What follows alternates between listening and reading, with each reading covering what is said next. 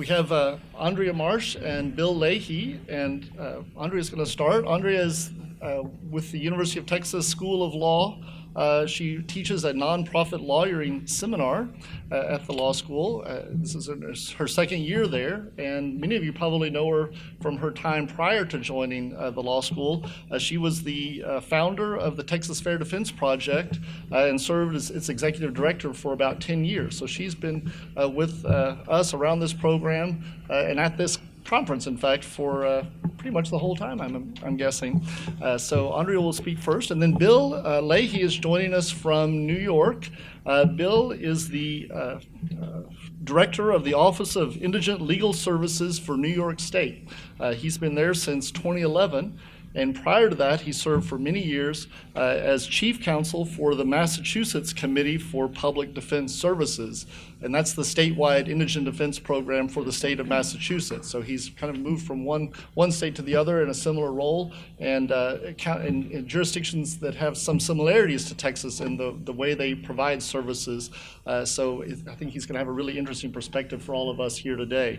And so without further ado, I'm going to start with Andrea Marsh. Good morning, everyone. I am going to pick up what Jim Allison laid down. I'm going to start by talking about what happens when one or more of these links breaks and you're dealing with constitutional breakdown of the public defense system. What has happened in an increasing number of jurisdictions across the country is you've seen what we call systemic indigent defense litigation. And I'm going to just start by explaining a little bit about what I mean by that. So I know we have lawyers and non-lawyers in this room, but whether you're a lawyer or not, you're all familiar with the idea that a criminal defendant can appeal his or her conviction and on a claim that he or she was denied the right to counsel or that he or she received ineffective assistance of counsel, right? Regular criminal appeal seeking relief in an individual case. If that person wins, something may happen to their conviction, right? Their conviction could be overturned, it could be sent back for further proceedings. That's the kind of case that Clarence Earl Gideon brought. He brought an individual criminal appeal alleging that he was denied his right to counsel in his felony trial in Florida because Florida had a policy of not appointing lawyers to people who could not afford to hire their own lawyers. And so his case established that there is a right to appointed counsel for indigent defendants. Once he won at the Supreme Court level, his case was sent back to the trial court, and he was acquitted when he was retried and actually had a lawyer there to help him defend against the charges against him. So Gideon's case is an unusual case, though, because it not only provided remedy for a harm to an individual, it also led to a bigger systemic change. It created a clear rule that people who are accused of crimes and who can't afford to hire lawyers have a right to appointed lawyers. The ruling in his case meant that Florida and lots of other states had to change their practices in lots of cases, in basically every case, in order to create a system to provide counsel to poor people accused of crime. And we're all here pretty much because of him. But in many instances, an individual criminal appeal is not a good vehicle for challenging a systemic problem in the indigent defense system. By which I mean, I'm not talking about one indigent defense coordinator who makes a mistake, might lose an application in one case, or one lawyer who makes a mistake in one case. I'm talking about a problem that is present in cases throughout a jurisdiction and that affects hundreds or thousands of defendants.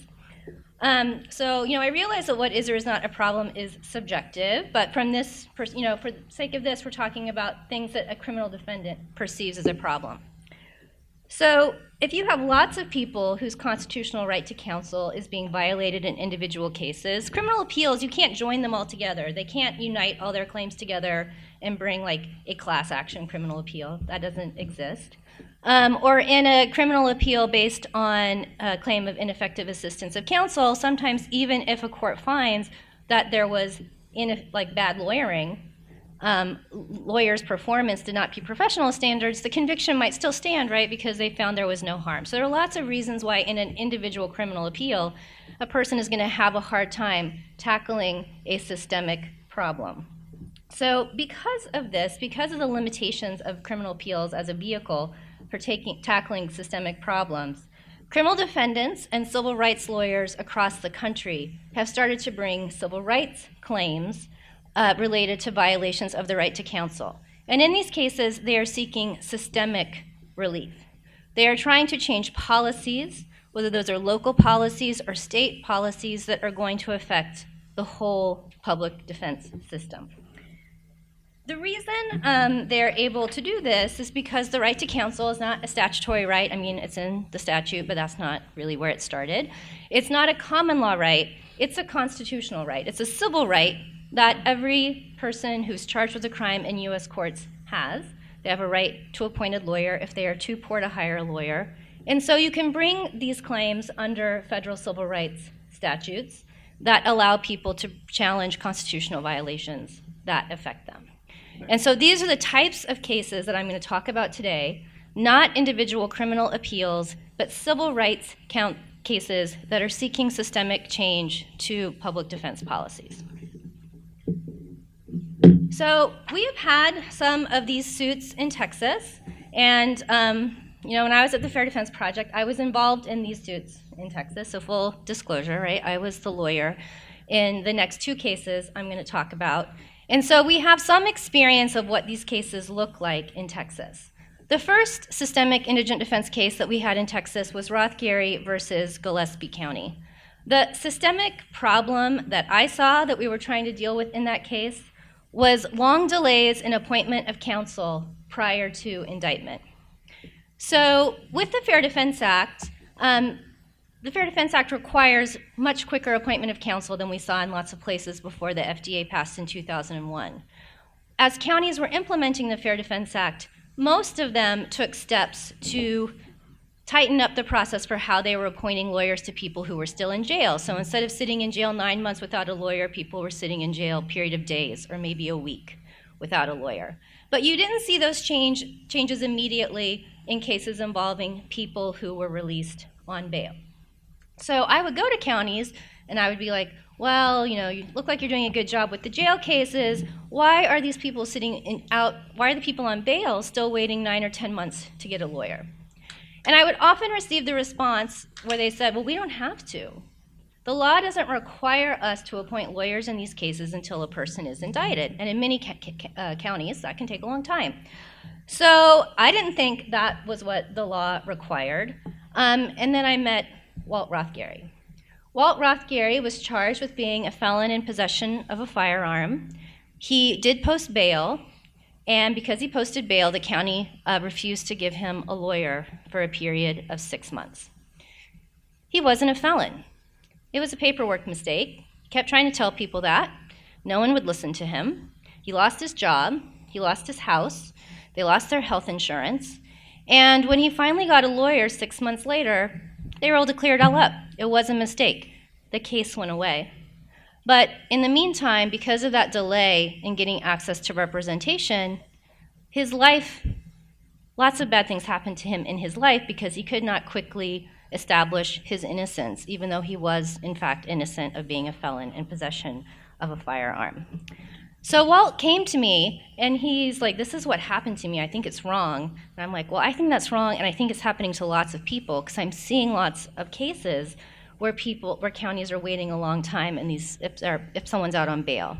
So Walt brought a federal civil rights case with the Texas Fair Defense Project, trying to establish for people in the future charged with a crime that people have a right to counsel soon after arrest, even if they are released on bail.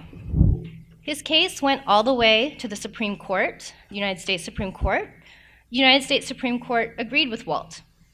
And so now we know that adversary judicial proceedings begin at magistration. The right to counsel attaches at magistration at the 1517 hearing in Texas. Walt received a financial settlement to compensate him for what happened to him, but we've also seen lots of changes in lots of Texas counties because of Walt's case.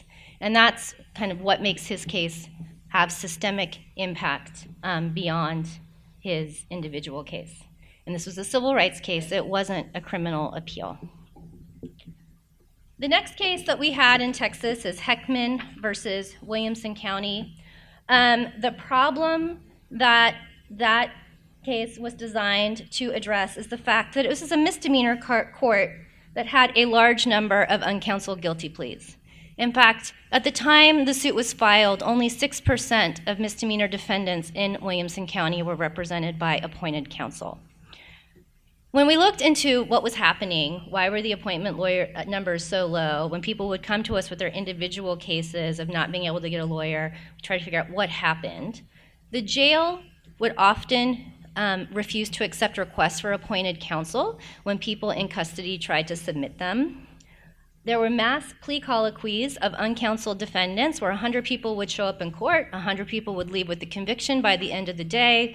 If they were Spanish speakers, they were receiving inaccurate information about the right to counsel. Court staff, from the bailiff who let them in the courtroom to the judge, would encourage them to talk to the prosecutor to see if they could work things out before they, bothered everybody by asking for a lawyer.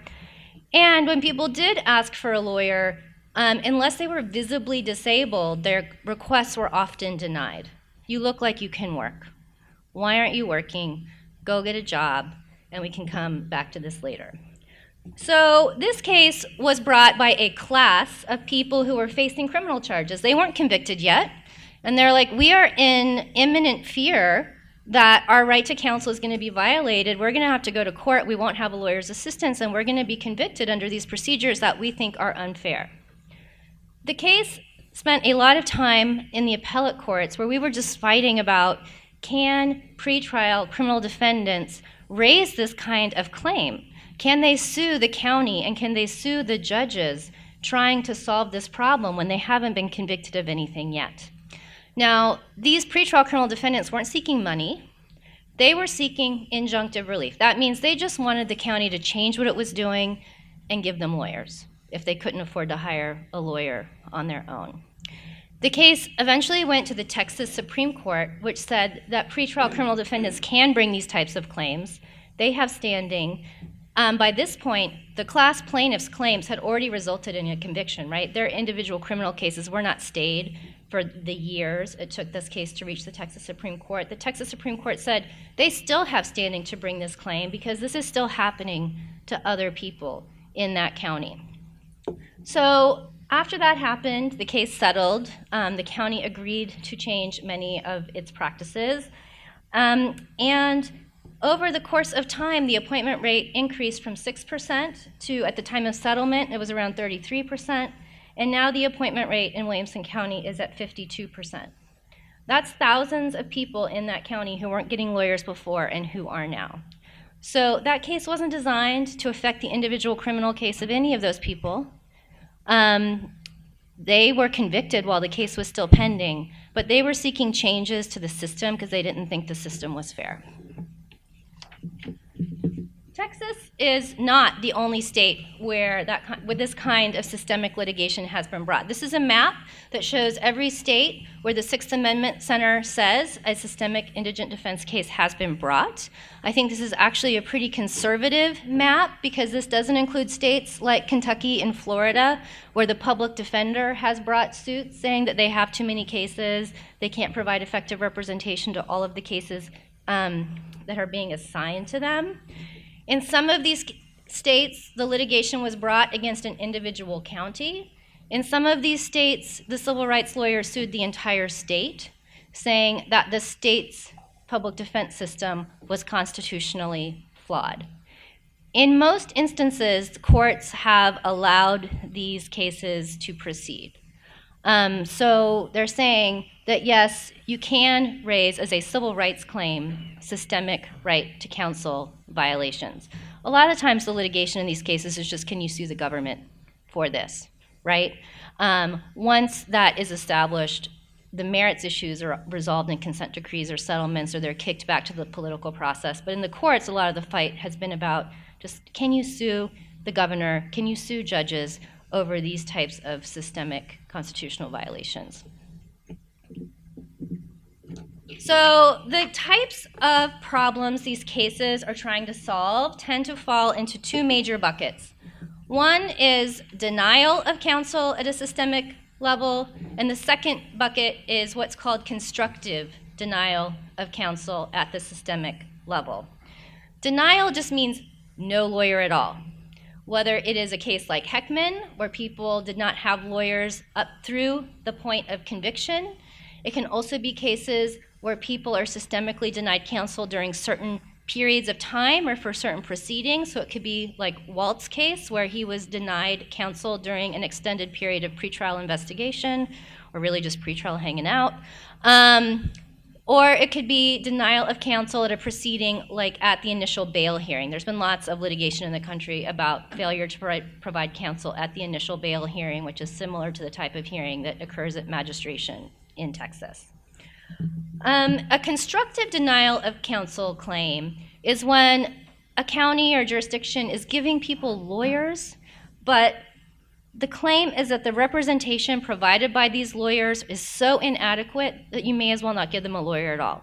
It's basically like they don't have a lawyer next to them.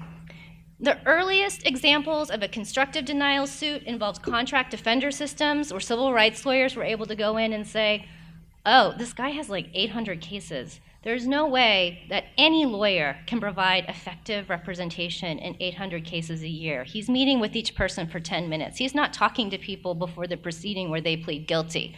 And so civil rights lawyers went in and said, that's constructive denial of counsel. Giving somebody a lawyer for 10 minutes is not what the right to counsel demands.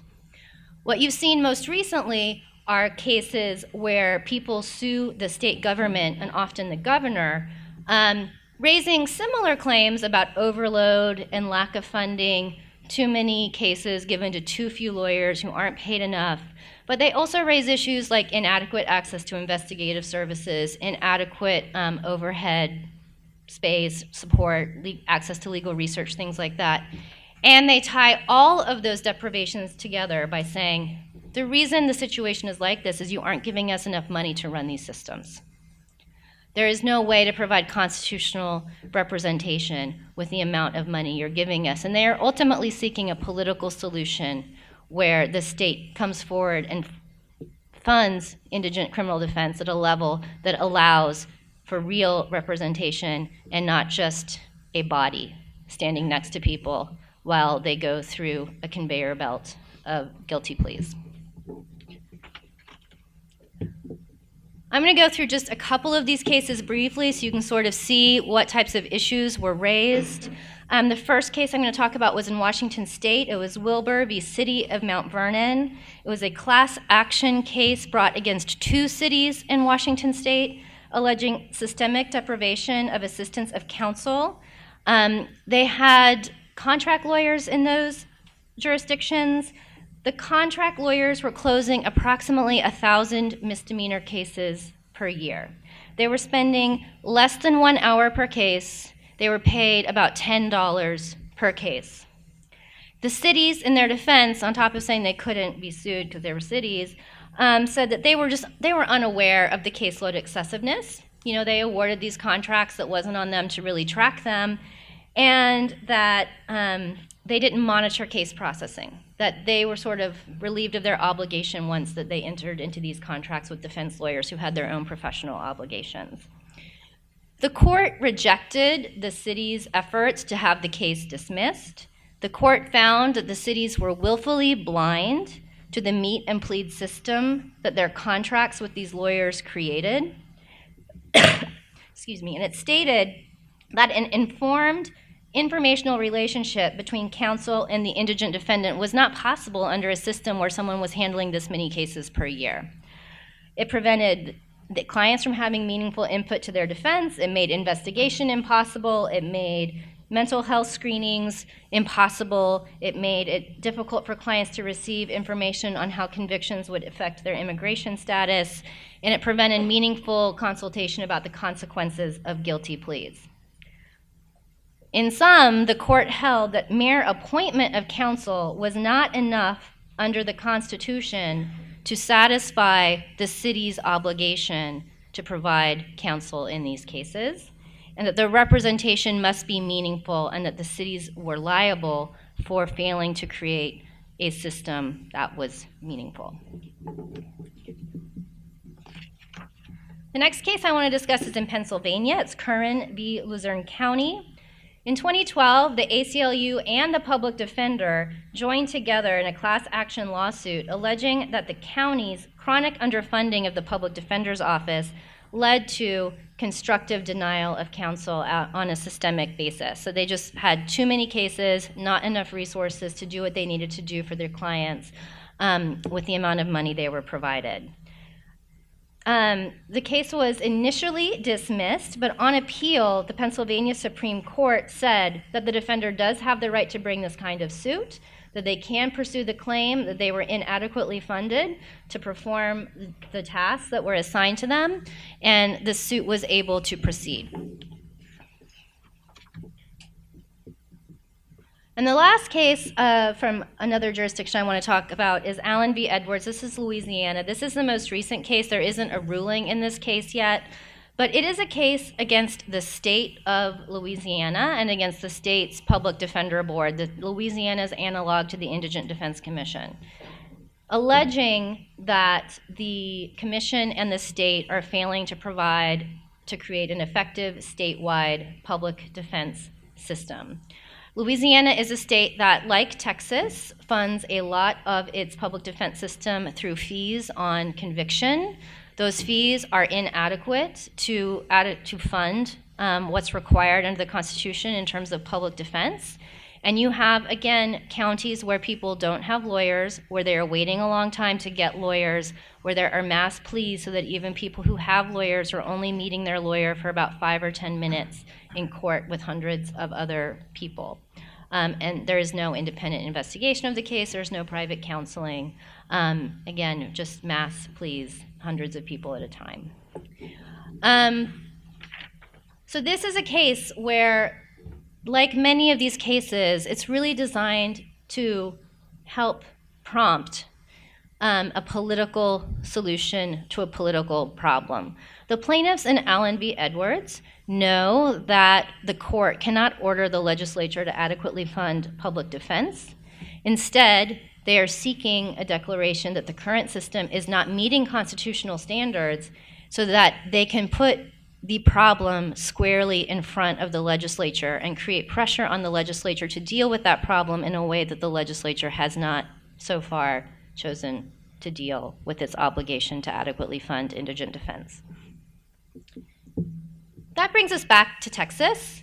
I'm not in the suing business anymore. I'm a law professor now, but I will tell you, I'm not talking about my personal life choices, but Texas is still at risk for many of these types of lawsuits.